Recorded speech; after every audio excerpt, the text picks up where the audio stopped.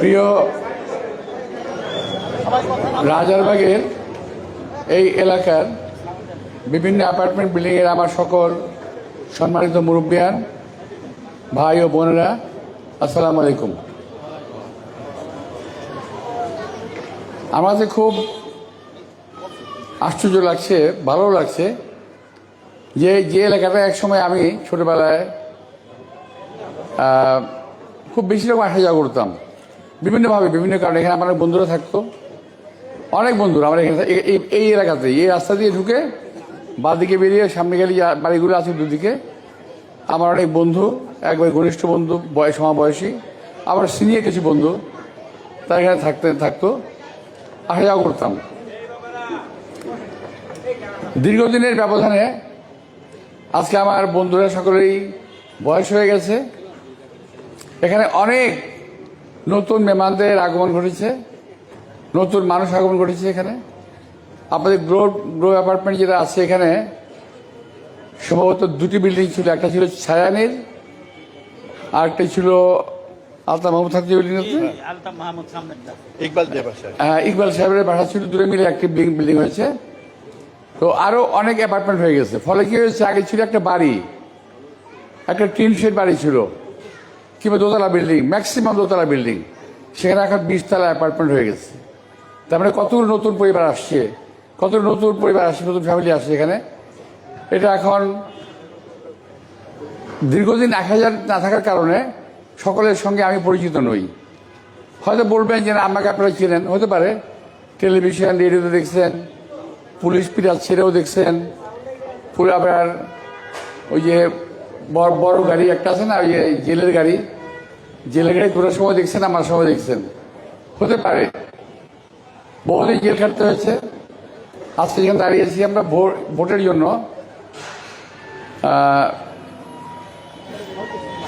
এই ভোটের অধিকারটা আদায় করতে কিন্তু আমাদের অনেক কষ্ট করতে হয়েছে, অনেক কষ্ট করতে হয়েছে।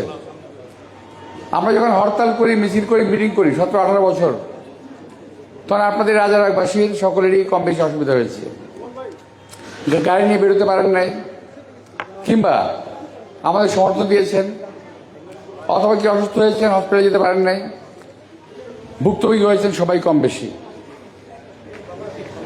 তো 12 তারিখ আমাদের বহু প্রতীক্ষিত একটি নির্বাচন, এবং যেখানে আপনারা স্বাধীনভাবে ভোট দিতে পারবেন।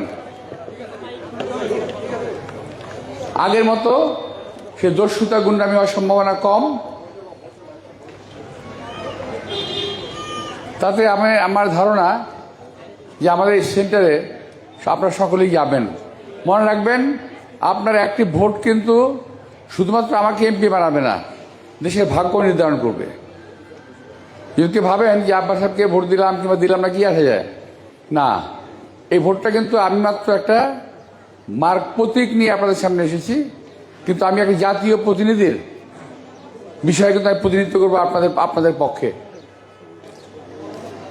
আমি তার আগে একটি কথা বলতে ভুলে গেছিলাম, ভাবছি প্রথমে এখানে আমরা দেখলাম যে আমার ভাই যিনি অ্যানাউন্স করেছেন, উনি আমাকে বলেছেন যে একজন মুক্তিযোদ্ধা হিসেবে আখ্যায়িত করেছেন, কিন্তু আমার পাশে যিনি বসে আছেন তার ডাক্তার তারেক সাহেব, উনি পিছনে আছেন আমান সাহেব, তারপর আছে হারুন সাহেব, আরেকজন ছিলেন, ওর বাসার বলে এখানে ছিল, নসুদের পাড়া,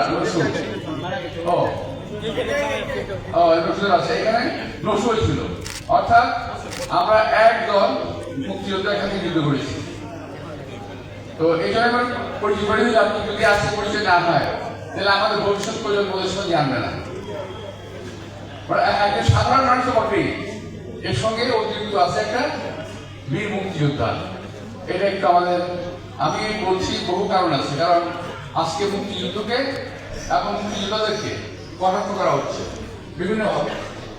মুক্তিযুদ্ধকে কম্পেয়ার করছে 24 জুলাইয়ের সঙ্গে, যে ওই দিন নাকি তারা নতুন করে দেশ স্বাধীন করেছে। আরে ভাই, দেশটা একবারই স্বাধীন হয়। 24 তারিখে কিংবা 5 তারিখে আমরা স্বৈরাচার মুক্ত হয়েছিলাম। এরকম স্বৈরাচার মুক্ত হয়েছি আমরা কয়েকবার। একবার হাসিনার হাত থেকে হয়েছি, একবার আবার এরশাদের হাত থেকে হয়েছি একবার, বিভিন্ন সময়ে। তো যাই হোক, আমার শ্রদ্ধেয় ভাই বোনেরা, আমি আপনাদের আর সময় নেব না। আমাদের ভোটটা আপনাদের দিতে হবে। পাশেই আপনাদের সেন্টার বোঝায় না, মিলেনিয়াম, তারপরে চেক করে নেবেন। আপনার কি ভোটার স্লিপ পাইছেন? আচ্ছা, আপনাদের বাসায় কি আমার কোনো লোকজন গেছিল আপনাদের বাসায়? আচ্ছা, ঠিক আছে। তো এখন আমার ওয়াইফ বোধে গতকাল আসছিল না, পরশুদিন আসছিল ওদের এলাকায়, কয়েকদিন আসছে। তো যাই হোক, তো এখন আপনাদেরকে আমি অনুরোধ জানাবো একটি ভোট দেওয়ার জন্য। আমি আজকে আপনাদের কাছে আমাকে যে কথা বলছিলাম প্রথম থেকে আমি মিস করতেছি, এত কথা বলতে বলতে সারাদিন আর মাথা চলে না এখন। তো আমি যেটা বলছিলাম যে এখানে আমার খুব বিচরণ ছিল এক সময়। আমার নতুন প্রজন্ম যারা আছে এলাকায়, তারা কিন্তু আমাকে চেনে না, এবং নতুন প্রজন্মের ধারণা, এটা একটু খেয়াল রাখবেন, ওরা কিন্তু আগের কথা জানে না, 24-এর আগের কথা জানে না। ওরা নতুন করে, যারা নাকি নতুন লোকগুলো আসতেছে তাদের সম্পর্কে অনেকে জানে, কিন্তু আমাদের দেশটাকে খুব এমনি করেই আমাদের দান করে দেয়নি কেউ। এই কথাটা আমাদের নতুন প্রজন্মকে জানতে হবে। আমরা একটা ঐতিহাসিক জাতি, ঐতিহাসিক দেশ। বিশ্বে যে কটি দেশ যুদ্ধ করে স্বাধীনতা অর্জন করেছে, বাংলাদেশ তারপর অন্যতম একটি দেশ। সুতরাং সেই দেশের মুক্তিযুদ্ধকে যারা অস্বীকার করতে চায়, তারা, আমি মনে করব, তারা এই দেশের এই মুক্ত দেশকে তারা বিশ্বাস করে না। এই মুক্ত স্বাধীন দেশকে তারা বিশ্বাস করে না। এই বিষয়টা আমার দেশের নতুন যে জেনারেশন, তাদেরকে বোঝাতে হবে। আপনার ঘরে যে সন্তান আছে, যে বয়সী হোক, তার যদি বোঝার ক্ষমতা হয়ে থাকে, প্রথমে তাকে মুক্তিযুদ্ধের ইতিহাসটা বলবেন। সেই ইতিহাসে যার নামই আসুক, আমার কোনো আপত্তি নাই। সে মুক্তিযুদ্ধের ইতিহাসে অনেকের নাম আসবে, যাকে আমরা পছন্দ করি না, আবার অনেকে আমাদেরকে পছন্দ করে না। কিন্তু ইতিহাস থেকেই যাবে, ইতিহাসকে কেউ ঘোরাতে পারবে না। বাস্তবতা হলো এটা। তো যাই, ভাই বোনেরা, আমি এলাকার, যেটা বলছি যে 12টা বাড়ির পরে আমার বাড়ি, তাই না? আসলে একটা সময় ছিল যখন আমার বাড়ি থেকে দাঁড়ালে পরে, বাড়ির আগে তো ছাদ ছিল না, টিনের চাল ছিল, ওই চালে উঠে দাঁড়ালে পরে আমার মনে ঢাকা শহর অর্ধেকটাই দেখা যেত।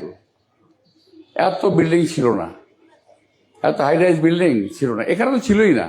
নসুদের বাসায় একটা বড়ি গাছ ছিল, আমার আছে এখনো, টিনের ঘর ছিল, বড়ি গাছ ছিল। এই যে রাজাবাগ এলাকাটা, আপনি বলতে পারেন আমাদের এই সমস্ত এলাকায়, শাহজাহানপুর, শান্তিবাগ, রাজারবাগ এলাকার মধ্যে ছিল। এই এরিয়াটা ছিল খুব একটা পশ একটা এরিয়া। আমরা যাকে বলা হয় খুব খানদানি এরিয়া বলা আমরা ভাবতাম, আবার এখানে ভাবি। যারা থাকেন তারা সবাই খানদানির লোক, এটা আমরা ভাবতে চাই। তো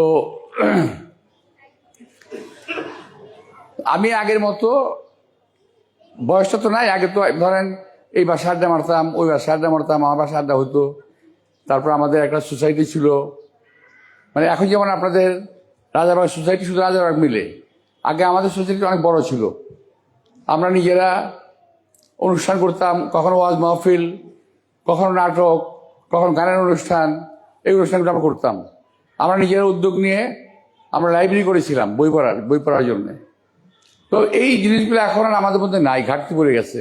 আমাদের বাচ্চারা ঢুকে গেছে কয়েকটা জায়গার মধ্যে, খুব মারাত্মক কয়েকটা জায়গা। একটা হলো বাংলাদেশে এখন খুব প্রচলিত এবং ক্ষতিকর, সেটা হলো মাদক। তো আবার তার চেয়ে ভয়ানক হলো আমাদের বাচ্চারা ঢুকে গেছে এখন সোশ্যাল মিডিয়ায়, ফেসবুকে। প্রচণ্ড খারাপ একটা নেশা, কিন্তু প্রচণ্ড খারাপ নেশা এটা। মাদক এবং সোশ্যাল মিডিয়া দুটোর মধ্যে কোনটা যে খারাপ, এটাকে ডিফারেন্সিয়েট করা খুব মুশকিল।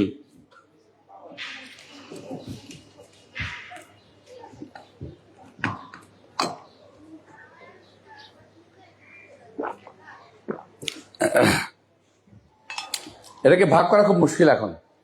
অত আমার মা বোন ভাইদের প্রতি অনুরোধ থাকবে, বাচ্চাদের প্রতি পড়াশোনার পাশাপাশি এই সোশ্যাল মিডিয়া থেকে একটু দূরে রাখার চেষ্টা করবেন, যতটুকু পারা যায়। যতটুকু পারা যায়, আমি বলছি না পুরো পারবেন, কারণ আমি আমার নিজের ঘরেই পারি না, কিংবা নিজেই তো পারি না। এই নির্বাচন আসার পর আমাকে সোশ্যাল মিডিয়া নিয়ে পড়ে থাকতে হয়, কখন কি কে বললো আমার সম্বন্ধে একটু জানতে হয়। তো অনেক মানুষ কথাবার্তা বলে তো শুনি, এখন শুনতে খারাপ লাগে ভালো লাগে। তো যাই হোক, আপনারা হয়তো দেখেন শুনেন, কিন্তু আপনারা কারো কথায় বিভ্রান্ত হবেন না। যিনি লম্বা লম্বা কথা বলেন তাকে আপনারা চিনেন কিনা সেটাও খেয়াল রাখবেন, কোথায় পাবেন সেটাও খেয়াল রাখবেন। আমাকে তো এইখান থেকে হাইটে গেলে হার্ডলি 5 মিনিট লাগবে সময় আমার বাড়িটা পেতে। তো আমি আপনাদের অত্যন্ত নিকটতম প্রতিবেশী হিসেবে যে আমি একটা ভোট দাবিদার, আমি পেতেই পারি ভোটটা, আপনাদের চাইতে পারি। এখন আপনাদের ইচ্ছা এবং অনিচ্ছার উপর নির্ভর করে। হ্যাঁ, যারা নাকি ধরেন আমার ব্যাপারে খুব অনীহা আছে, আমি জানি না কোন কারণ অনীহা আছে, তো ভাই ভোটটা দিয়ে, হয়তো সময় নাই, ভোটটা দিয়ে আমার কাছে বলেন, এই কারণে আপনাকে আমার দেখতে ইচ্ছা করে না, ভালো লাগে না আপনাকে, আমি নিজেকে শুধরে নেওয়ার চেষ্টা করব। তো আমি আপনাদের পাশে থাকি, এখনো আছি, আগামীতেও থাকবো। যে কোনো সমস্যা আমাকে পাশে পাবেন ইনশাল্লাহ। তো আপনাদের সবাইকে আন্তরিক শুভেচ্ছা ধন্যবাদ জানিয়ে, বিশেষ করে আমার মা বোনেরা যারা কষ্ট করে এখানে এসেছেন, মা বোন ভাতিজি, এখন তো আর অ্যাকচুয়ালি মা বোন বলার সুযোগ নাই বয়সের কারণে, এখন ভাতিজি ভাতিজা নাতি নাতনি বলতে পারি আর কি, সুযোগটা নাই, বয়স হয়ে গেছে আমাদের। তো আমাদের মধ্যে বোধহয় এই আমাকে কিছুক্ষণ আগে তারেক পরিচয় করে দিল যে এটা আমার নাতি। তারেক মানে যে আমাদের একজন পিচ্ছি ডাক্তার দিতেছে তো, এরা ডাক্তার তারেক, অর্থোপেডিক। আমার পাশে ওই যে আমান, সে এখন তো রিটায়ার্ড। তো আমরা এই কয়জনকে, এই হারুনও আছে, নসু ছিল, এবার আছে আছে না, আমরা এই কয়েকজন মাত্র, আমরা এখন আর বেঁচে আছি। কে কখন কোথাও চলে যাবো আবার ঠিক নাই। তো সব আমরা প্রবীণ হয়ে গেছে, এর জন্য অনেকেই চেনে না, কারণ আমরা তো সবার আগের মতো মিশতে পারি না, আগের সোসাইটিটা তো নাই। আগে আমরা যদি, আমাদেরকে দেখা হলে প্রথমেই একজন মুরব্বী যদি দেখতাম, আমরা হাতে যদি চোখের সামনে পড়ে যায় ভয় পেতাম। আমাদেরকে জিজ্ঞেস করতো তোমার কি নাম, নাম বলতাম, চিনলো না, এই তোর বাবার নাম কি, নাম বলতাম, চিনে ফেললো সঙ্গে সঙ্গে। এখন আমাদের সেই সুযোগটা নাই। মাঝে মাঝে শোনা যায় যে এই বাড়িতে যদি কেউ মারা যায় পাশের বাড়িতে খবর থাকে না, জানে না কেউ। এটা কিন্তু ভয়ানক একটা পরিস্থিতি আমরা এখন পার করতেছি। তো যাই হোক, আমি মনে করবো যে আপনারা যারা নাকি সমাজ কল্যাণ সমিতি করেছেন, পুরো রাজারবাগ মিলে 15 দিনে 10 দিনে 7 দিনে 1 দিন মাঝে মাঝে আপনারা বসবেন, গল্প গুজব করবেন, অন্তত চা খাবেন বসে 1 কাপ, মায়েরা বোনেরা বসবে একদিকে, ভাইরা বসবে একদিকে, মাঝে মাঝে যদি আমাকে ডাকেন আমিও আসবো, কোনো সমস্যা নেই।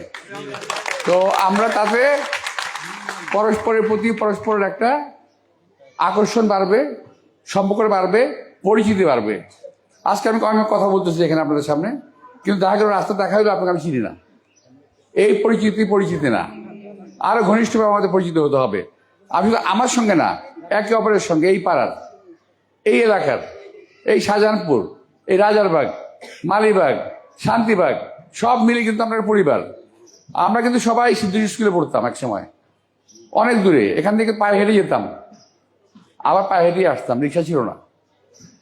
তো এগুলো হলো, আমি বলছি এই কারণে যে আমাদের এই এলাকার সঙ্গে যে আমাদের একটা সম্পর্ক আছে, সেই সম্পর্কের কথা বলছি। এই সম্পর্কটা পারস্পরিক হতে হবে, সকলের সঙ্গে সম্পর্ক থাকবে এলাকার। এই জন্য আমি মনে করি আপনাদের অ্যাপার্টমেন্ট যেগুলো আছে না, সমস্ত অ্যাপার্টমেন্ট অন্তত মাসে একবার, 2 মাসে একবার গেট টুগেদার করেন। আজকে এই অ্যাপার্টমেন্টে, কালকে অ্যাপার্টমেন্টে, পরশু অ্যাপার্টমেন্টে করেন না, রাজাবাগের অসুবিধা কি? সমস্যা আমাকে বলবেন, অথবা গেট টুগেদার করার সময় আমাকে ডাকবেন, আমি আসবো না, আমার ওয়াইফ আসবে না, আমার ছেলে আসবে।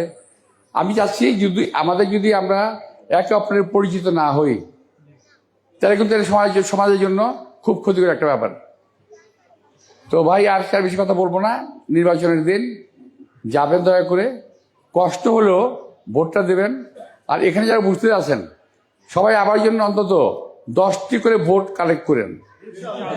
সবাইকে বলবেন যে মির্জা আব্বাস আমাদের এলাকার লোক, তাকে খুঁজতে তাকে বাইনাকুলার লাগবে না, আমাকে খোঁজার জন্য বাইনাকুলার লাগবে না, খালি যুগে তাকালি পাওয়া যাবে, ডাকলি পাওয়া যাবে। আমার ফোন নাম্বার আছে, বাড়ি আছে, ঘর আছে, ভাই আছে, বোন আছে, বন্ধু আছে, বান্ধব আছে, সবাই পাবেন এখানে। তো আপনাদের সবাইকে এই অনুরোধটা জানিয়ে, আর আমার অনেকক্ষণ কথা বললাম তো, সারাদিন কথা বলি, বুঝছেন না, এখন কোন কথা করে ভুল বলে ফেলে, যদি বলে ফেলে থাকি এটা দয়া করে আমাকে ক্ষমা করবেন, আপনার আমাকে ভুল বুঝবেন না দয়া করে। সবাইকে আন্তরিক শুভেচ্ছা এবং ধন্যবাদ জানিয়ে, আমার এখানে যারা আছেন ভাবি, ভাই, ভাতিজি, বোন যারা আছেন সবাইকে আন্তরিক শুভেচ্ছা জানিয়ে আমার বক্তব্য শেষ করছি। আল্লাহ হাফেজ, আসসালামু আলাইকুম।